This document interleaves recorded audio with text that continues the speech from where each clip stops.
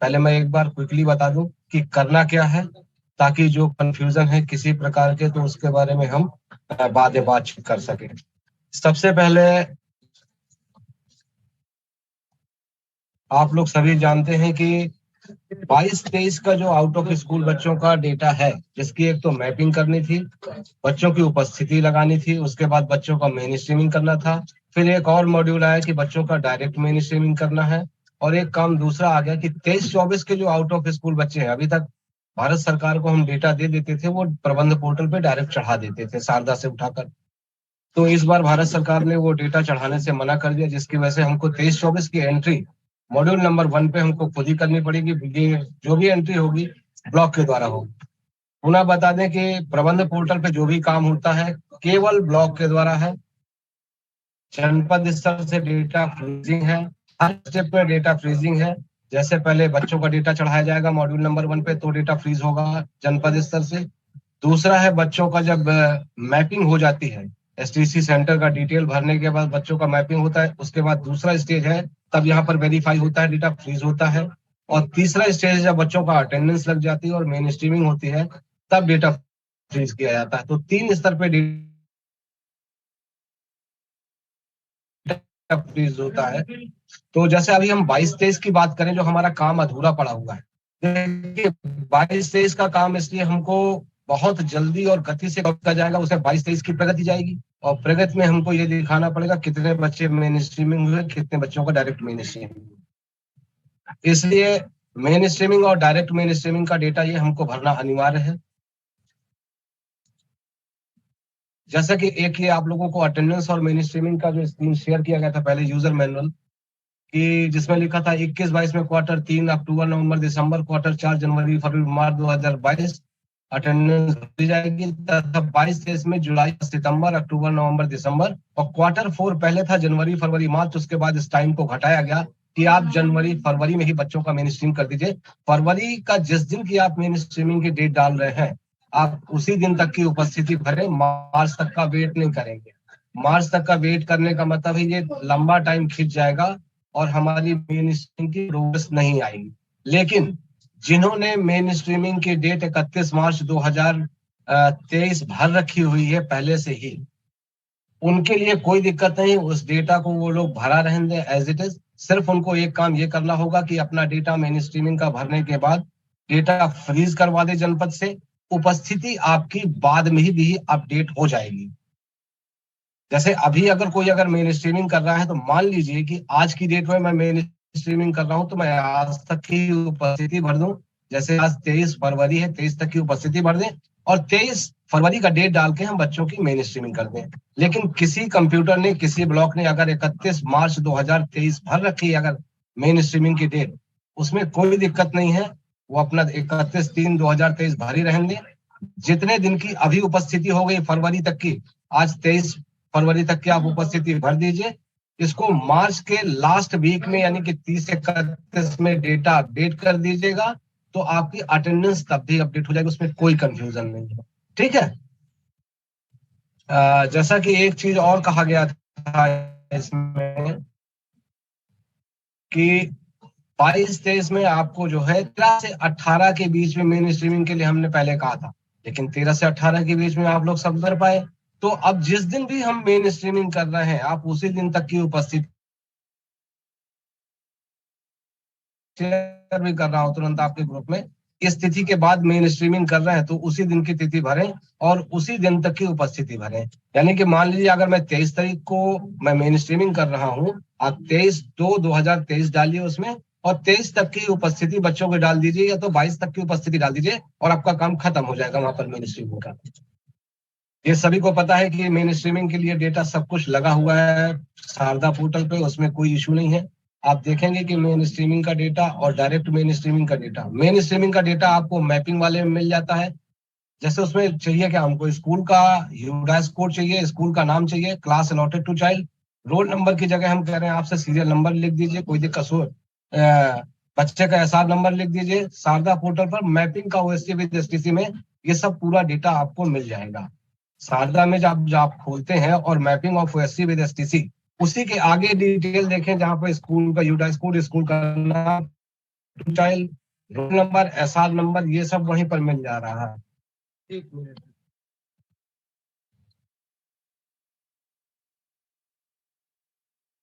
बताइए। Meeting start तो हो रही, चल तो रही है, आप ज्वाइन क्यों नहीं कर रहे? हाँ, लिंक हमने शेयर तो किया है कम्युनिटी पे, लिंक हमने शाम को भेजा है मैंने। हाँ हाँ। तो आप का डेटा शारदा पोर्टल पे मिल जाएगा। जो भी हमारे रिक्वायरमेंट है, चाहे वो स्कूल का जो स्कूल का नाम हो, class allotted to child, roll number की जगह एसआर नंबर कह रहे हैं हम, ये सब वहां पर मिल जाएगा। तो 21-22 का फिलहाल आप काम होल्ड कर दीजिए। 22-23 का इस समय काम बहुत जरूरी है कि 22-23 का हमारा काम में स्ट्रीमिंग का हो जाए। उसके बाद अगर पोर्टल खुला रहता है तो हम 21-22 का डेटा कंप्लीट कर लेंगे। लेकिन हमारे पास ये जो 2 दिन है, इस 2 दिन के अंदर हमको main streaming, direct main streaming, बच्चों का अटेंडेंस, उसके बाद मेन स्ट्रीमिंग और डायरेक्ट मेन स्ट्रीमिंग करना है। कई लोग क्या कर रहे हैं कि अटेंडेंस भर के सोचते हैं कि मेन स्ट्रीमिंग हो गया, ऐसा नहीं है। अटेंडेंस भरने के बाद आपका मेन स्ट्रीमिंग का डेटा खुलता है, तो आपको अटेंडेंस भरने के बाद तुरंत आपको मेन स्ट्रीमिंग भी करना है, तभी ये डेटा फिर जनपद स्तर से फ्रीज होगा। अगर आपने मेन स्ट्रीमिंग का डेटा नहीं भरा है तो जनपद स्तर से डेटा फ्रीज नहीं होगा। तो आपको यह सुनिश्चित करना है कि आपका डेटा अटेंडेंस का भर जाए प्रबंध पोर्टल पे, उसके बाद आप मेन स्ट्रीमिंग का डेटा भर दीजिए वहां पर, तभी इसको आप फ्रीज कर पाएंगे डेटा को। डायरेक्ट मेन स्ट्रीमिंग में हमको कोई अटेंडेंस नहीं भरनी है। डायरेक्ट मेन स्ट्रीमिंग में पूरा का पूरा डेटा शारदा पे लगा हुआ है। उसको जैसा लगा उसको आप उसको डाउनलोड कर लीजिए और वहां से उठ के उसको भर दीजिए और स्ट्रीमिंग का काम हो जाएगा, कोई दिक्कत ही नहीं है। जिसमें डायरेक्ट मेन स्ट्रीमिंग का एक मैनुअल जो बनाया था आप लोग को दिखा देते हैं यहाँ पर, कि शारदा पोर्ट पे हमने लॉगिन किया, प्रबंध पोर्टल पे लॉगिन किया। लॉगिन करने के बाद हम देखें कि यहाँ से ब्लॉक से हम लॉगिन कर रहे हैं, इस तरह का पेज खोलेगा कुछ, ये सभी को दिख रहा होगा। यहाँ पर ओएससी पर जाएंगे, यहाँ पर main streaming through direct enrolment आएंगे, और ये डायरेक्ट एनरोलमेंट पर यहाँ पर जब क्लिक करेंगे तो नेक्स्ट स्क्रीन हमको इस तरह से दिखती है। इस तरह का स्क्रीन आएगा। हम यहाँ पर 22-23 का ईयर चूज करेंगे और उसके बाद यहाँ पर रेगुलर स्कूल चूज करना है, क्योंकि हमारे जो परिषदीय विद्यालय जहाँ पर बच्चे पढ़ रहे हैं वो रेगुलर स्कूल में पढ़ रहे हैं। तो सिलेक्ट रेगुलर स्कूल यहाँ पर चूज करेंगे। यूडाइस कोड जैसे ही आप डालेंगे विद्यालय का नाम आ जाएगा। ये आप लोगों को देख लें कि अगर यूडाइस कोड के पहले अगर 0 नहीं लगा है तो आप 0 लगा लीजिएगा, नहीं तो यूडाइस कोड गलत बताएगा।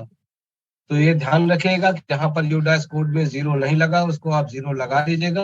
आपका यूडाइस कोड सिस्टम के द्वारा ऑटोमेटिकली पोर्टल पर उठा लिया जाएगा। क्लास अलॉटेड टू चाइल्ड, यहाँ पर बच्चे की क्लास लिखना है, ये आपको शारदा में डेटा मिल जाएगा सब कुछ।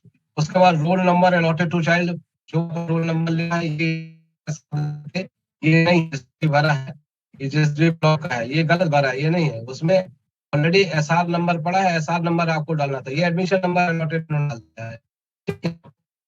डेट ऑफ एनरोलमेंट आपको साल में ही मिल जाएगी। मैं अगली स्क्रीन दिखा रहा हूँ जहाँ पर ये सभी डेटा लगा हुआ है आपको। देखिए जब हमने सारा लॉगिन किया, यहाँ पर एक टैब बना हुआ है, आप देखिए यहाँ पर ये टैब बना हुआ है। यहाँ पर जब हम करेंगे तो हम हमको भरना है, बच्चे का नाम है, पिता का नाम, उसके बाद जेंडर है, उसके बाद यूडाइस कोड है, स्कूल का नाम है, बच्चे की कक्षा है, रोल नंबर की एसआर नंबर तो एसआर नंबर आ रहा है, और डेट ऑफ एनरोलमेंट। तो हमको भी नहीं करना, सीधे कॉपी करना डेटा और हमको पोर्टल पे पेस्ट कर देना है। ब्लॉक द्वारा शारदा पोर्टल से डेटा कॉपी करके प्रबंध पोर्टल पर हम पेस्ट करेंगे। उसके बाद मेन स्ट्रीमिंग थ्रू करना और डेटा को सेव करने के बाद आपको यह इंश्योर कराना है कि जनपद स्तर से इस डेटा को भी फ्रीज कराना पड़ेगा। जब तक आप जनपद स्तर से फ्रीज नहीं कराते तब तक के रिपोर्ट पे और आगे नहीं दिखेगी, क्योंकि एक बार स्तर से फ्रीज होने के बाद ये स्टेट लेवल के द्वारा ही फ्रीज किया जाता है डेटा। यहाँ तक क्लियर है, यहाँ तक दिक्कत नहीं है। फिर से बता दें, आप लॉगिन करेंगे डायरेक्ट एनरोलमेंट के लिए पोर्टल पर, उसके बाद आप इस स्टेप से जाएंगे स्ट्रीम थ्रू डायरेक्ट एनरोलमेंट जाएंगे, डायरेक्ट एनरोलमेंट पर यहाँ पर क्लिक करना है, यहाँ पे ड्रैग करना है, यहाँ पर कहीं क्लिक नहीं करना आपको। आप माउस को ड्रैग करेंगे और यहाँ पर लेकर जाएंगे और यहाँ पर क्लिक करेंगे डायरेक्ट एनरोलमेंट। तो यहाँ पर क्लिक करेंगे तो फिर आपको इस तरह की विंडो मिलेगी। बच्चों का डिटेल आएगा, पिता का नाम आएगा, यहाँ पर आपको यहाँ से जो फील्ड भरने का फिट करना है, रेगुलर स्कूल डालेंगे। ये जो आगे का फील्ड है स्कूल का, UDISE code, class 12, roll number 12 और डेट ऑफ बर्थ आप शारदा में मिल जाएगा। यहाँ पर आप देखिए शारदा में यहाँ पर जब हम क्लिक हैं, इस तरह का टैब बना दिया गया है, मेन थ्रू डायरेक्ट एनरोलमेंट। यहाँ पर जब क्लिक करेंगे तो वो सब पूरे डिटेल्स आपको मिल रहे हैं। इस डेट को करने के बाद आपको लास्ट में एक ऑप्शन आता है, सेव करने का बटन होता है, जहाँ पर इंसर्ट करा, अगर हम होवर करेंगे उसके ऊपर या ऊपर चलाएंगे, इंसर्ट लिख के आता है, इनको सेव का बटन है, वहां से आप सेव करेंगे। सेव करने के बाद आपको अपने जनपद स्तर से बोलना पड़ेगा कि इस डेटा को फ्रीज कर दे। यदि आपके पास जनपद स्तर का लॉग है तो आप खुद ही अपना डेटा फ्रीज कर सकते हैं। ये हो गई इतनी बात। अगला जो हमारा मॉड्यूल है डायरेक्ट मेन स्ट्रीमिंग के बाद 23-24 में जो आउट ऑफ स्कूल बच्चे शारदा पोर्टल पे, जो भारत सरकार ने इस बार मना कर दिया कि हम इसको नहीं कर पाएंगे, इसको आपको खुद होगा, तो हम उसके बारे में बातचीत करेंगे, क्योंकि इसी के आधार पे हमारे जनपद का प्रपोजल बनेगा फेस का। और आप लोगों को सभी को पता है कि ये मॉडल टेबल, वालों को नहीं पता होगा, जनपद स्तर से लोगों को जो है वहां पर जुड़े हुए हैं उनको सभी को पता है कि AWP के लिए सबसे पहले मॉडल टेबल बनती है और मॉडल टेबल में हमको है। लेकिन इस मॉडल टेबल को भरने के लिए जो बेस है, जो सोर्स ऑफ डेटा है, किसके लिए डेटा कहाँ से लिया जाएगा, वो सब डेटा पूरा प्रबंध से लिया जाएगा। तो उस टेबल को भरने के लिए जब तक हमारे प्रबंध में काम नहीं होगा तब तक वो टेबल नहीं भर पाएंगे आपके जनपद के लोग और प्लान नहीं सबमिट हो पाएगा।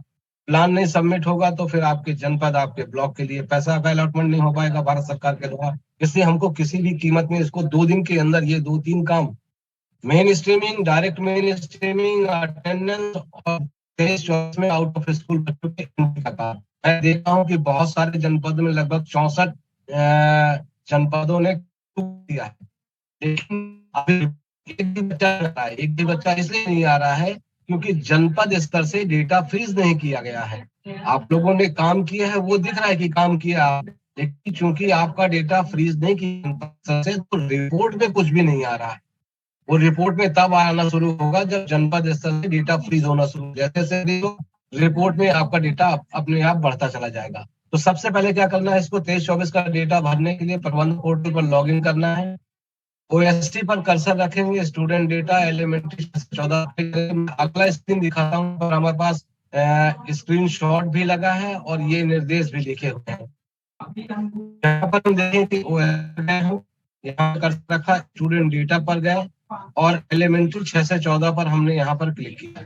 जब हम ये क्लिक करते हैं यहाँ पर आती है हमारी, किस तरह से आती है स्क्रीन में क्या है कि 23-24 हमको चूज करना है AWP ईयर में, ये हमने चूज किया। जब तो आगे हमको इस तरह की कुछ फील्ड दिखाती है जिसमें बच्चे का नाम, पिता का नाम, माँ का नाम, गार्जियन नाम, एड्रेस, मोबाइल नंबर, उसके बाद जेंडर होगा, रिलीजन होगा, कैटेगरी होगा, और तो ये सभी डेटा आपको कुछ चेंज नहीं करनी है। जो डेटा का रिक्वायरमेंट है सब शारदा में लगवा दिया गया, आपको कोई दिक्कत नहीं है।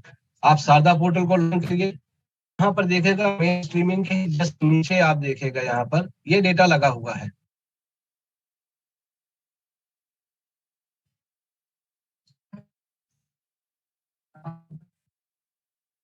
ये दिख रहा है OSC out of student elementary 6 से 14 ईयर्स, यहाँ पर लिखा है फॉर प्रबंध। अगर आप लेंगे तो देखिए इस तरह से लिखकर आएगा OSC स्टूडेंट एलिमेंट्री 6 से 14 प्रबंध पोर्टल। एक बार यहाँ पर क्लिक करना है तो इस तरह का विंडो खुलकर आएगा। जब यहाँ पर करेंगे ऊपर आता है एक्सपोर्ट, यहाँ पर एक्सपोर्ट एक्सेल करते हैं। कल तक ये समस्या हो रहा था, कल शाम को ये सही हो गया है, सभी डेटा एक्सपोर्ट हो जाएगा, कोई दिक्कत नहीं होगी। आप इसको एक्सपोर्ट कर लीजिए। एक्सपोर्ट करने के बाद आपके पास एक एक्सेल शीट रेडी हो जाएगी। उस एक्सेल शीट से आपको ऐसा नहीं कि पूरी एक लाइन का पूरा डेटा आप कॉपी करके उठा के पेस्ट कर देंगे, क्योंकि पोर्टल है आपको एक एक फील्ड का डेटा, जैसे बच्चे का नाम पहले उठाना पड़ेगा कॉपी करके, वो पेस्ट करना पड़ेगा। जहां पर कहीं ऐसी दिक्कत आ रही है कि बच्चे का नाम पेस्ट करने के बाद अगर उसमें लाल रंग की बिंदी नजर आ रही है और कुछ एरर बता रहा है, तो उसको आप टाइप कर दीजिए, क्योंकि उसमें हो सकता है स्पेस या कोई ऐसा कैरेक्टर जो आपको आंखों से नहीं दिख रहा हो, लेकिन वो पेस्ट हो गया है। तो अगर ऐसी कंडीशन हो रही कि लाल बिंदी या कुछ इस तरह का एरर आ रहा है, तो उस नाम को डिलीट करके आप अपने मैनुअली उसको आप टाइप कर सकते हैं। जैसे मान लीजिए रवि नाम है, तो उसको रवि RAVI कर दीजिए, तो उसमें वो टाइप हो जाएगा और उसके बाद आपका डेटा सेव हो जाएगा, उसमें कोई दिक्कत नहीं। तो आपको शारदा में ये पूरा डेटा लगा हुआ है, कहीं से डेटा नहीं लेना है, क्योंकि इसमें जो जो फील्ड है, admission number, allotted, unique ID, child, ये आपको और कहीं नहीं मिलेगा, केवल यहीं पर मिलेगा। इसलिए आपको यहीं पर डेटा यहीं से देखना है। चीज आपको यहाँ पर ध्यान रखना होगा कि जिन बच्चों के सामने लिखा है कि does the require special training, क्या बच्चे को स्पेशल ट्रेनिंग की आवश्यकता है, जो शारदा में लिखा है आप वही लिखेगा। अगर उसमें यस लिखा है तो आप यस लिखिएगा, अगर नो लिखा है तो नो लिखिएगा।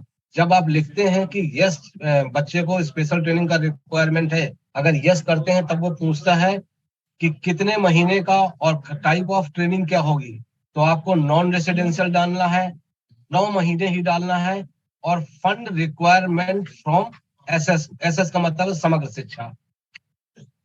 जिनके लिए स्पेशल ट्रेनिंग की जरूरत है, जो डेटा में लिखा है आप वही कॉपी करके डालिएगा, उसमें कोई दिक्कत नहीं है। जहां तक ये, क्योंकि अगर आप उसको 9 महीने की जगह 3 महीने, 6 महीने, 12 महीने करते हैं, तो फिर वो डेटा बेकार हो जाएगा, आपका जो है रिजेक्शन में चला जाएगा। क्योंकि स्टेट के द्वारा जो भी ट्रेनिंग यहाँ से चलाई जा रही है 9 महीने की, हम 3 महीने की कोई ट्रेनिंग नहीं करते हैं, तो 9 महीना ही भरना है। नॉन रेसिडेंशियल भरना है, हमको रेसिडेंशियल नहीं भरना है। उसके बाद फंड्स प्रपोज्ड अंडर SS ही लिखना है, फंड्स नॉट रिक्वायर्ड नहीं लिखेंगे। फंड्स नॉट रिक्वायर्ड उसके लिए होगा जिसको स्पेशल ट्रेनिंग की आवश्यकता नहीं है। कुछ आपके पास ऐसा भी डेटा होगा जब शारदा का आप डेटा भरेंगे कि इसके लिए स्पेशल ट्रेनिंग की आवश्यकता है हाँ या नहीं, तो उसमें लिख कर आएगा नो। अगर नो है तो उसमें फंड की जरूरत नहीं है। कुल मतलब है कि जो भी आपको शारदा में डेटा भरा हुआ है आप वही देखकर भरिएगा। जनपद वाले जो DC है, MIS है या DC कम्युनिटी जुड़े हुए हैं, उनसे मेरा आग्रह है जब आप ये डेटा फ्रीज करें, या ब्लॉक के कंप्यूटर ऑपरेटर जब अपना जनपद स्तर के लॉगिन से डेटा फ्रीज करें, तो एक बार सरसरी निगाह से ये देख लें कि अगर स्पेशल ट्रेनिंग प्रपोज्ड अगर लिखा है यस, तो उसमें 9 महीना हो, 3 महीना, 6 महीना, 12 महीना ना हो, ये देख लीजिएगा। दूसरा, रेसिडेंशियल ट्रेनिंग ना हो, उसमें नॉन रेसिडेंशियल ट्रेनिंग ही हो। नॉन रेसिडेंशियल से तात्पर्य गैर आवासीय ट्रेनिंग, तो हम गैर आवासीय ट्रेनिंग करते हैं, तो नॉन रेसिडेंशियल ट्रेनिंग ये आपका लिखा होना चाहिए। तीसरा ट्रेनिंग चीज है कि अगर हम ये कहते हैं कि स्पेशल ट्रेनिंग जरूरत है, तो उसमें फंड्स प्रपोज्ड अंडर SS होना चाहिए। अगर ये करें कि स्पेशल ट्रेनिंग की आवश्यकता नहीं है, तो फंड्स नॉट प्रपोज्ड आ जाएगा, उसमें ऑप्शन बने हुए हैं उस तरह के। और शारदा में मैं कह रहा हूं कि जो लिखा है आप उसको, लेकिन जब आप वेरीफाई करें डेटा तो इसको अवश्य एक बार देख लें, कहीं ऐसा नहीं कि कोई किसी ने 3 महीने लिख दिया है। पिछली बार जब लोगों को, जनपदों को कहा गया था ये डेटा भरने के लिए, कुछ डेटा नहीं भर पाया था जब हमने भारत सरकार को दिया था, तो लोगों ने उल्टा सीधा चीजें भर दी कि हम कन्वर्जन से करेंगे, हम 3 महीने के करेंगे, रेसिडेंशियल करेंगे। उसमें भी बताया गया था, यही डेटा बताया गया था कि भाई आपको यही डेटा भरना है, इसके अलावा कुछ भी नहीं भरना है। उसके बाद भी लोगों ने गलती किया, तो इसको आप लोग ध्यान रखिएगा, इस तरह की गलतियां ना हो। कहीं कोई दिक्कत आती है, दिक्कत तो आनी नहीं है। पहली चीज, एक जो दिक्कत आती है फॉर्मेट, डेट का फॉर्मेट सबसे लास्ट में होता है कि सर्वे कब से कब तक, जो एक रिपीट का चेक बॉक्स बना है उस पर नहीं लगाना आपको, रिपीट के चेक बॉक्स में क्लिक, आप सीधे सीधे उसका डेट के फॉर्मेट में आप डेट भर दीजिए। अगर वो करे कि फॉर्मेट गलत है, तो उसमें ऑब्लिक लगा के उसको भर दीजिए, आपका डेटा सेव हो जाएगा। ठीक है, यहाँ तक कोई दिक्कत किसी को? कोई दिक्कत नहीं। जब आप एक एक डेटा भरेंगे, उसके बाद अगला डेटा भरने के लिए ऐड न्यू रो आता है, ऐड न्यू रो पे क्लिक करेंगे, अगला डेटा आप भरना शुरू कर देंगे। इस प्रकार से भरते चले जाएंगे। लास्ट में बटन है, उसको सेव करेंगे। जब सेव करेंगे, जब आपका कंप्लीट हो जाएगा, तब आप जनपद के लॉगिन से DC MIS को बोल दीजिए, DC कम्युनिटी को बोल दीजिए, या आपके पास अगर स्वयं लॉगिन है आपके पास जनपद का, तो आप अपना डेटा फ्रीज कर सकते हैं, वेरीफाई कर सकते हैं। ओएससी पे जाइएगा, दो चीजें आती हैं, वेरिफिकेशन। तो वेरिफिकेशन में सबसे पहला स्टूडेंट डेटा आता है वेरिफिकेशन के लिए, आप वहीं से फ्रीज करेंगे। मैं आपको एक बार बता देता हूँ लॉगिन करके। ये तो तकरीबन ये हो गया, और उसके बाद ऑलमोस्ट ये खत्म हो गया। तो हमने बात कर ली, अटेंडेंस की बात कर ली, मेन स्ट्रीमिंग की बात कर ली, डायरेक्ट मेन स्ट्रीमिंग की बात कर ली।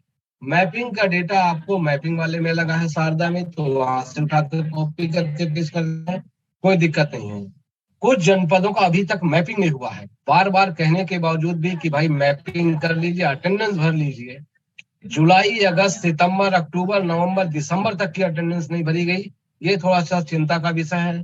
2 दिन का समय है हमारे पास, कैसे करेंगे ये आप लोग अब तय करिए कि आप लोगों को कैसे करना है, लेकिन उनके अंदर ये काम खत्म करना है। अगली बार क्या होगा कि अगले जो है 25-26 के बाद हम करेंगे क्या, जिनका काम अभी अधूरा है, जिनका काम कंप्लीट नहीं हुआ है, जनपद के DCMIS, DC कम्युनिटी और अपने ब्लॉक के जहां जहां का काम इनकम्प्लीट है, उन सबको चाहे वो अपना कंप्यूटर लेकर आए, चाहे लैपटॉप कहीं से मांग कर लाए, अपना सिस्टम लेकर आएंगे और यहीं पर बैठ के करेंगे। तो आप लोग इसके लिए तैयार रहिएगा। अगर आप लोग कर लेते हैं तो उससे बेहतर कुछ भी नहीं है, अगर नहीं करते हैं तो आपको यहाँ पर लखनऊ में आकर बैठकर करना होगा, उसके बाद आप यहाँ से जाएंगे। ठीक है। अब मैं एक चीज आप लोग को थोड़ा सा लाइव दिखा देता हूँ कि पोर्टल कैसे काम करता है।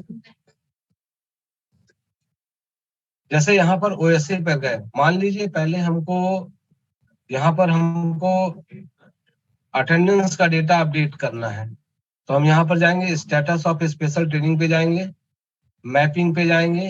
यहाँ पर जब मैपिंग का डेटा हमको अपडेट करना होता है तब हम मैपिंग में जाते हैं। अटेंडेंस करना है तो अटेंडेंस में जाएंगे, ओएससी पर जाएंगे। यहाँ पर ओएससी हमने क्लिक किया, सेशन लॉग आउट हो गया तो दोबारा से। अच्छा, एक चीज और ध्यान रखिएगा कि अक्सर होता है कि आधा घंटे के बाद या 40 मिनट के बाद ये ऑटोमेटिकली सिस्टम जो है लॉग आउट हो जाता है। जैसे मैंने आधा घंटे पहले लॉग इन किया था, सिस्टम ऑटोमेटिकली लॉग आउट हो गया। और उसी पे अगर आप काम करते रहेंगे तो डेटा सेव नहीं होगा। तो जब भी हम काम करें सिस्टम पे दोबारा बैठे, आप हमेशा सिस्टम को लॉग इन करें दोबारा से, उसके बाद ही काम करिएगा तो ज्यादा ठीक रहेगा, क्योंकि उसके बाद आपका डेटा लॉस के चांसेस बहुत कम रहेंगे। जैसे हम यहाँ पर गए, स्टेटस ऑफ स्पेशल ट्रेनिंग पे गए, मैं ये मान के चल रहा हूँ कि आपकी मैपिंग कंप्लीट है। अगर आपकी मैपिंग नहीं कंप्लीट है तो स्टेटस ऑफ स्पेशल ट्रेनिंग पे जाएंगे, मैपिंग का यहाँ पर खोलेंगे, mapping of OSC with STC यहाँ से खोलेंगे और इसको नॉन रेसिडेंशियल चुनेंगे यहाँ पर, और इसको हम 22-23 चूज कर रहे हैं। 22-23 चूज करने के बाद देखिए, जैसे ए ब्लॉक है जो शमशाबाद है आगरा का, क्या है शमशाबाद, यहाँ शमशाबाद है, इनका सब देखिए मेन स्ट्रीमिंग का कार्य पूरा है, तो ये मैपिंग का कार्य पूरा है। तो अब मैपिंग का कार्य पूरा है तो हमको अब ये देखना पड़ेगा अटेंडेंस का काम इन्होंने पूरा किया कि नहीं किया। तो हमको अटेंडेंस वाले पे जाना पड़ेगा।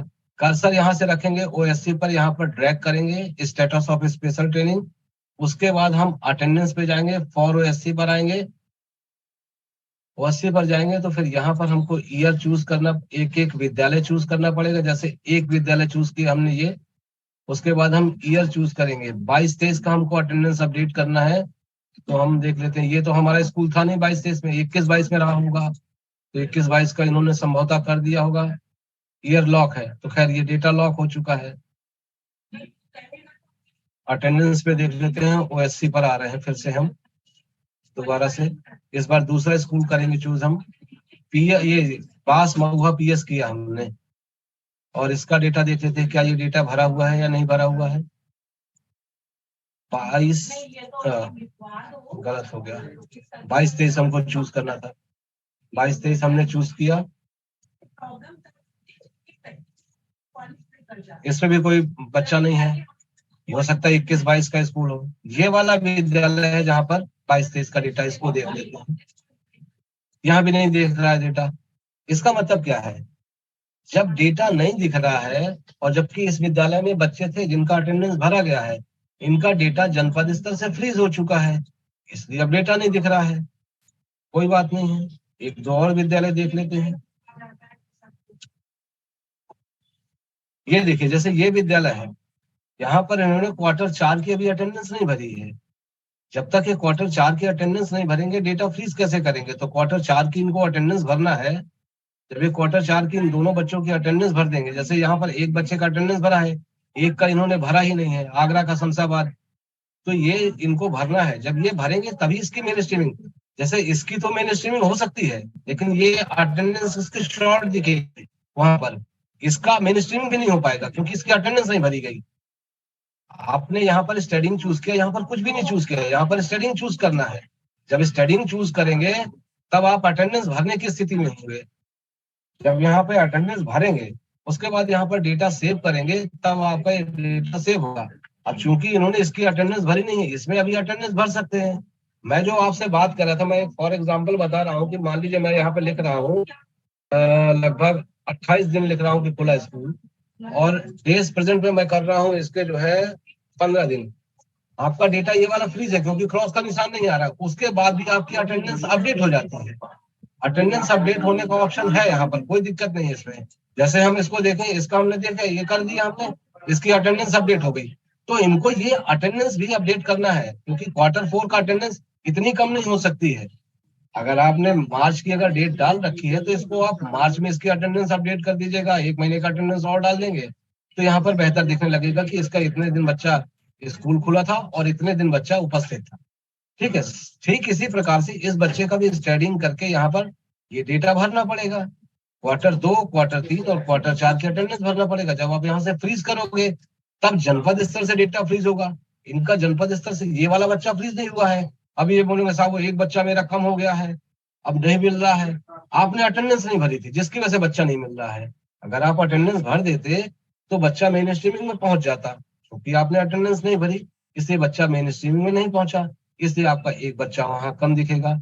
जो बच्चे ड्रॉप आउट है या टीसी टेकन है उसकी आप अटेंडेंस नहीं भर सकते हैं, उनके लिए चिंता बिल्कुल छोड़ दीजिए। जो इस तरह से अगर कोई जेन्युइन केसेस है, टीसी लेकर चले गए हैं या ड्रॉप आउट हो गए हैं, उनको जाने दीजिए, कोई दिक्कत नहीं है। अगर हमारे डेटा में 10-5 डेटा अगर कम हो जाएगा तो कोई ऐसी समस्या नहीं है। लेकिन अगर हमको इसकी करेक्ट और जेन्युइन इंफॉर्मेशन हो कि ये बच्चा ड्रॉप आउट हो गया है या टीसी लेके किसी अन्य विद्यालय में चला गया है तो आप कर सकते हैं, ऐसा कोई दिक्कत नहीं है।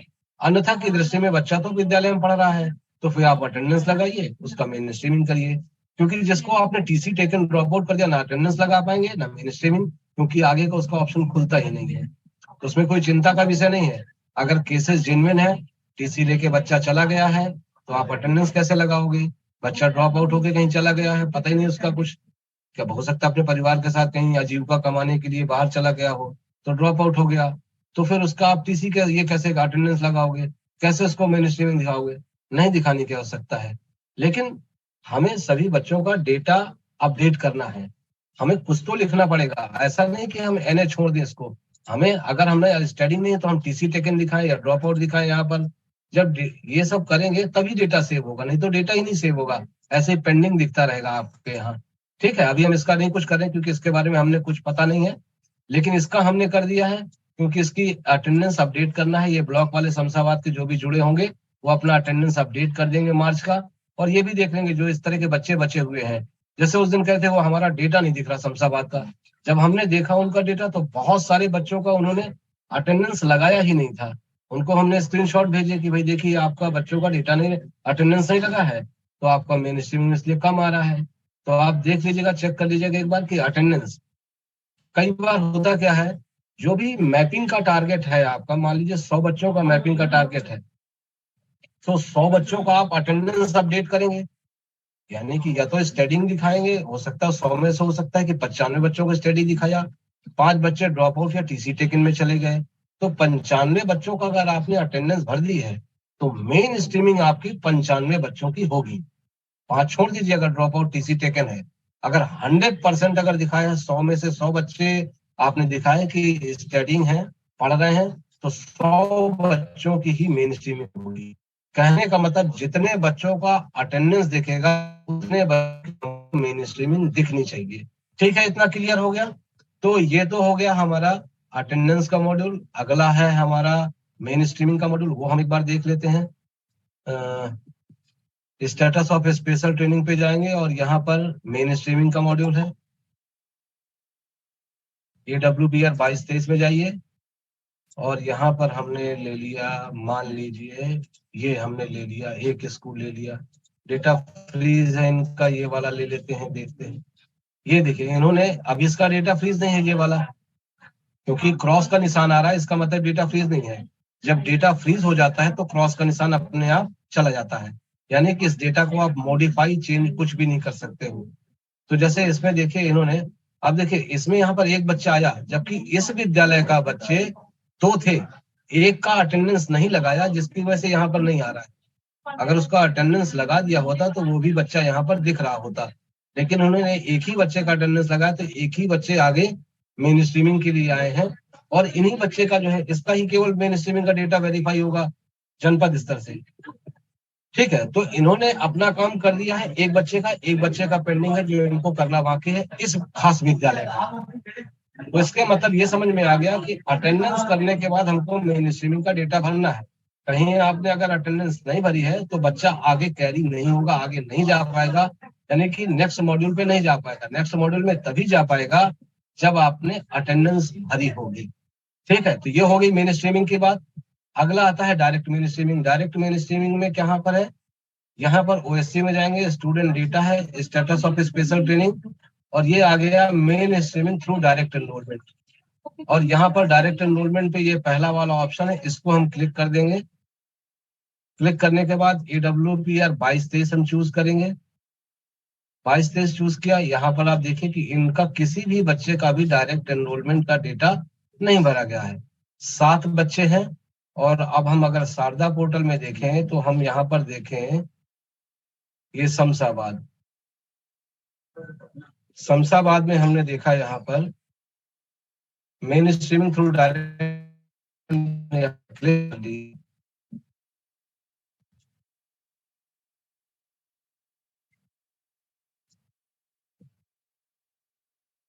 आशीष जी मीटिंग में हूं मैं, 10 मिनट बाद फोन कर, आधे घंटे बाद है। ठीक है। तो यहाँ पर जब हम लॉग इन करेंगे, एक बार हम दोबारा से लॉग इन करें, ये भी लॉग आउट हो गया था। शारदा को लॉग इन करें तो एक जो टैब बना हुआ है main streaming through direct enrolment, यहाँ पर हम जाएंगे। आप देखिए यहाँ पर main streaming through direct enrolment का एक टैब बना है, यहाँ पर हमने क्लिक किया। इसको क्लिक करने के बाद ये बच्चे हमको 7 बच्चे दिख रहे हैं। आगरा में शमशाबाद में हमको प्रबंध में भी 7 बच्चे दिख रहे थे, यहाँ भी 7 बच्चे दिख रहे हैं। उठाकर यहाँ पर बच्चों का नाम देखिए, रविंदर सिंह है, खुशबू है, रविंदर है। तो आप देख लीजिए बच्चे का नाम, और यहाँ से उसको एक्सेल को यहाँ से एक्सपोर्ट लीजिए। इसको भी एक्सेल को जब आप एक्सपोर्ट करेंगे तो आप डेटा उठाकर वहां पर पेस्ट कर सकते हैं। तो ये हो गई डायरेक्ट मेन स्ट्रीमिंग के बाद। अब हम आते हैं अगला जो मॉड्यूल है हमारा, जो नए बच्चों का डेटा एंट्री करना है। स्टूडेंट डेटा के बाद एलिमेंट जाएंगे 6 से 14 पर, जब यहाँ पर क्लिक करेंगे, देखिए वो रिपोर्ट डाउनलोड हो गई जो हमने अभी वहां पर क्लिक किया था शारदा पे, जो 7 बच्चों का डेटा था डायरेक्ट मेन स्ट्रीमिंग का। तो कल ये प्रॉब्लम थी कि कुछ डेटा एक्सपोर्ट नहीं हो पा रहा था, खासतौर से जो नए 23-24 वाला है, वो प्रॉब्लम रिजॉल्व हो गई, मैं बताना चाहूंगा आप लोगों को। तो आप लोग अब देख सकते हैं, ये देखिए 7 बच्चों का डेटा आ गया है। उठा के यहाँ से डेटा भर दीजिए, कोई दिक्कत नहीं है। क्लास अलॉटेड टू चाइल्ड, इसमें कुछ गड़बड़ी हो रही है। ये डेटा जब डाउनलोड कर रहे हैं, आप क्लास यहाँ से देख लीजिएगा, 2 3 4 5 एक मैनुअली इसको फीड कर लीजिएगा। मैं इसके बारे में बात कर रहा हूँ कि ये क्या एरर आ रही है शारदा से, तो अभी हम बात करते हैं, इसको हम सही कॉपी करके पेस्ट करते हैं। फिलहाल अभी आप इसकी कक्षा देखकर आप 2 3 4 जो भी लिखा हुआ है, 1 2 3 4 5, वो आप वहां पे डाल दीजिएगा। और तो नहीं कोई इसमें दिक्कत है, कोई दिक्कत नहीं है। ठीक है, तो मैं ये देख लेता हूँ, हो सकता है वो हिंदी का फॉन्ट हो जिसकी वजह से दिक्कत आ रही हो, इसको इंग्लिश में करवा देंगे तो सही हो जाएगा वो। ठीक है, अगला हम बात कर लेते हैं मॉड्यूल नंबर 1 की, जो 23-24 का डेटा एंट्री करना है। एलिमेंट्री 6 से 14 पर गए, यहाँ पर हमने इसको क्लिक किया। यहाँ पर क्लिक करने के बाद हमने को 23-24 पर क्लिक करना है। 23-24 पर जब हम क्लिक करेंगे तो कुछ इस तरह से फील्ड्स आती हैं, name of child, name of father, mother name, name of local address, mobile number, unique ID of child. Unique ID of child Sharda में ही केवल आपको एक जगह दिखेगा, जहां पर हम बता रहे थे कि उस टैब पे मिलेगा। जेंडर में आपको ड्रॉप डाउन है, तो बॉय गर्ल जो भी दीजिएगा वो भर दीजिएगा। एज आपको भरना है, एंटर करना है। ठीक है, 6 7 8 9 10 11 12 13 14 जो भी होगी वो भर देना है। इस चाइल्ड सीडब्ल्यूएस शारदा से देखकर यस है तो यस, नो है तो नो। कैटेगरी शारदा से देखकर जनरल, SC ST जो भी उसमें भरा है वो भर देंगे आप। रिलीजन टाइप में देखिए आप, हिंदू मुस्लिम सिख ईसाई जो भरा हुआ है शारदा से देख के भरना है। नेवर एनरोल्ड में 2 ऑप्शन आते हैं, नेवर एनरोल्ड, ड्रॉप आउट। जो शारदा में लिखा है अगर नेवर एनरोल्ड है तो नेवर एनरोल्ड, ड्रॉप आउट है drop out. Last class attend class 1 to 8, यहाँ पर क्या ऑप्शन है कि अगर आपने इसको ड्रॉप आउट दिखाया तब ये आगे की फील्ड होती है। नेवर एनरोल्ड में तो ये दिखेगा कि बच्चे ने कौन सी कक्षा लास्ट अटेंड कर रखी थी। जिस बच्चे का कभी विद्यालय में नामांकन ही नहीं हुआ था उसके लिए थोड़ा आएगा ड्रॉप आउट की अवधि और किस कक्षा से बच्चे ने ड्रॉप आउट किया। ये सिर्फ आता है जब ड्रॉप आउट होता है बच्चा तब। तो ड्रॉप आउट वाले में आता है कि लास्ट क्लास अगर बच्चा ड्रॉप आउट तो पिछली कक्षा कहाँ से बच्चा ड्रॉप आउट हुआ था और अप्रोक्स पीरियड क्या है ड्रॉप आउट का, मंथ में लिखना पड़ता है। मंथ जो वहां पर लिखा है शारदा में ये सब रहेगा, तो आप वहीं से उठाकर भरेंगे। After identify has the child been enrolled, वो भी वहां पर यस लिखा है तो सब में यस लिखना, किसी में नो नहीं लिखना पहली बात तो। क्योंकि जो भी बच्चा हमारा शारदा में आता है विद्यालय में नामांकन के बाद ही आता है, तो सब में यस लिखना है। ये वहां पर शारदा में भी लिखा हुआ है, आपका डेटा जो मिलेगा यू डैश कोड आपको शारदा से मिल जाएगा। जब यू डैश कोड डालेंगे 0 लगा लेना है, स्कूल का नाम आ जाएगा यहाँ पर अपने सिस्टम के द्वारा पॉपुलेट करने लगेगा। एडमिशन नंबर जो वहां पर आपको मिलेगा 0 शारदा को डाल देना है। Does the child require special training, यहाँ पर मैं बात करता अगर आप यस भरते हैं तो यहाँ पर ड्यूरेशन ऑफ स्पेशल ट्रेनिंग हमने बताया कि यूपी में हम 9 मंथ की स्पेशल ट्रेनिंग देते हैं, तो आप 9 मंथ ही रखिएगा। 3 मंथ 6 मंथ 12 मंथ कुछ नहीं भरना, केवल 9 मंथ मत करिएगा आप लोग। स्पेशल ट्रेनिंग में केवल नॉन रेसिडेंशियल भरना है, नहीं भरना है अभी। Requirement of funds from for special training वाले में प्रपोज अंडर एसएस, जो बीच का ऑप्शन है प्रपोज अंडर एसएस ही क्लिक करना है। ये ऑप्शन नहीं छूना है हमको। फंड रिक्वायर्ड, नॉट रिक्वायर्ड और through convergence. Fund not required उसमें आएगा जिसमें ये सब हमारा जाएगा फिर सभी फील्ड। ये जैसे मैंने अभी नो हमने ये कर दिया।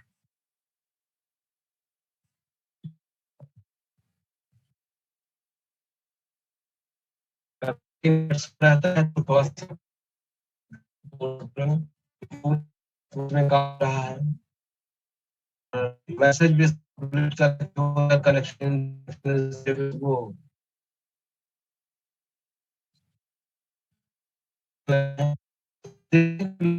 तो ये 9 मंथ नहीं आएगा हमको, नॉन रेसिडेंशियल भरने को नहीं आएगा।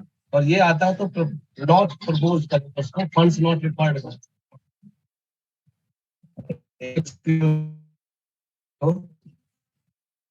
हेलो जी मैम। अच्छा अच्छा अच्छा हाँ।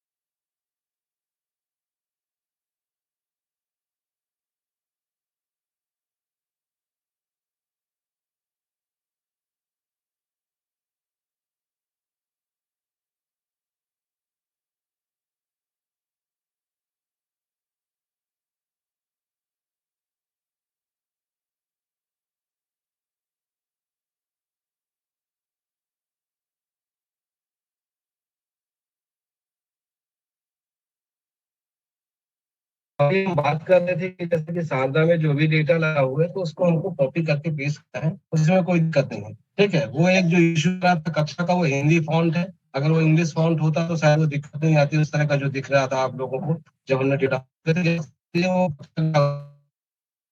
वो सही हो जाए, उसको कोई इशू नहीं। अगला जो हम बात कर रहे थे कि हमको बच्चों की डेटा एंट्री करनी है, हम उसकी बात कर रहे थे कि यहाँ पर डज द चाइल्ड रिक्वायर, जैसे देखिए हम यहाँ पर ये सभी फील्ड क्या हो गया डीएक्टिवेटेड हो गई। ड्यूरेशन ऑफ स्पेशल ट्रेनिंग हट गया यहाँ से, mode of special training, requirement of fund ये भी हट गया। ठीक है, तो जैसे आप नो करेंगे तो यहाँ पर आएगा, फिर आएगा यहाँ पर डेट। ये चेक बॉक्स पे क्लिक नहीं करना है, जो डेट वहां पर पड़ी हुई है सारा में आपको हम एक बात बता देते हैं कि डेट पर लगा हुआ है वैसे डेटा वाला इसको एक बार देख लेते हैं तो आप अंदाजा लग जाएगा कि एग्जैक्टली वही डेटा है जो यहाँ पर चाहिए। ये हमने डिस्ट्रिक्ट का नाम, एरिया, ब्लॉक का नाम से जुड़वा दिया ताकि आपको पता रहे कि हमारे यहाँ का डेटा है। नेम ऑफ चाइल्ड है, फादर नेम है, मदर नेम है, जहाँ पर लोकल माँ का नाम है, लोकल गार्जियन का अगर कई जगह हो ना पड़ा हो, लोकल गार्जियन का नाम पड़ा हो, तो आपको वैसे डेटा भर देना, उसमें कोई दिक्कत नहीं है। दो लोग नाम होना चाहिए, का नाम हो या लोकल गार्जियन का, फादर का, मदर का, या मदर का लोकल गार्जियन का। ऐसा भी हो सकता है कि कोई बच्चे माँ सिंगल पेरेंट हो या किसी के माँ बाप दोनों नहीं है, तो ऐसी कंडीशन गार्जियन का नाम यहाँ पर भरा होगा। तो एड्रेस है अगली फील्ड, और एड्रेस के बाद अगली फील्ड है हमारी जो है मोबाइल नंबर भी बंद में मांगा गया था, यूनिक आईडी है, यूनिक आईडी मांगा गया था। तो आप ये देखिएगा कि जो यहाँ पर है ओएससी स्टूडेंट डेटा एलिमेंट्री 6 से 14, आपको इसी डेटा को आपको भरना है। ठीक है, मोबाइल नंबर हो गया, जेंडर हो गया, उसके बाद यहाँ पर उसके बाद इस चाइल्ड CWSN यस या नो जो होगा डेटा आपको वही भरना है।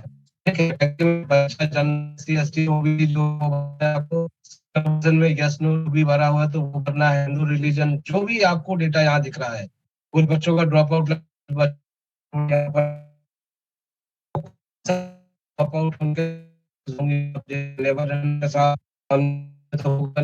देना है, पीरियड ऑफ ड्रॉप आउट ये मंथ में लिखा जाता है, महीने में ऐसे महीने ना लिख दें, जो इसमें डेटा लिखा है वही लिखिएगा आप। ठीक है, उसके बाद after identify the child been enrolled, सभी बच्चों का नामांकन कराया गया है।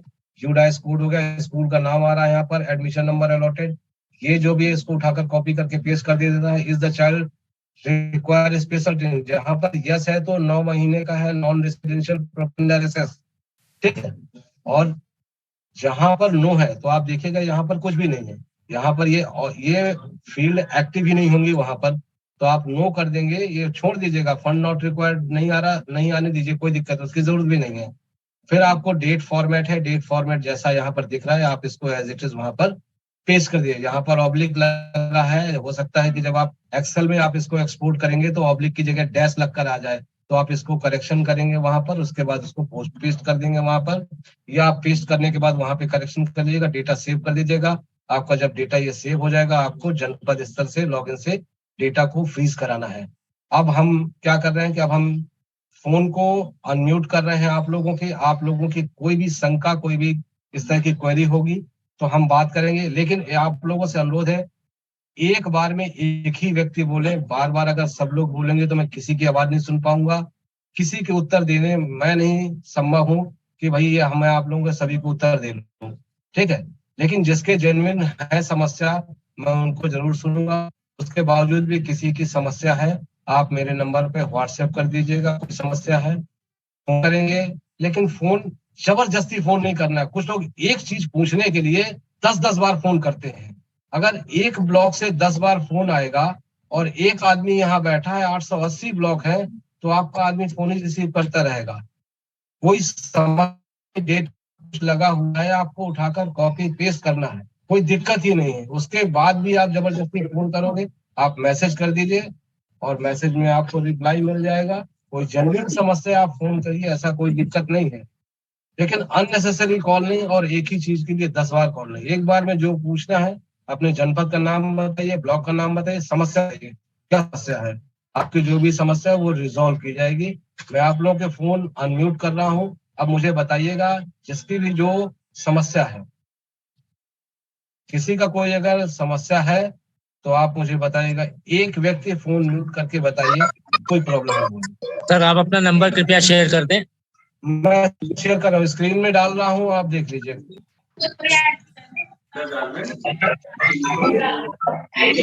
Hello sir. हेलो सर, मैं जिला मेरठ के BRC दोराल से बोल रहा हूँ।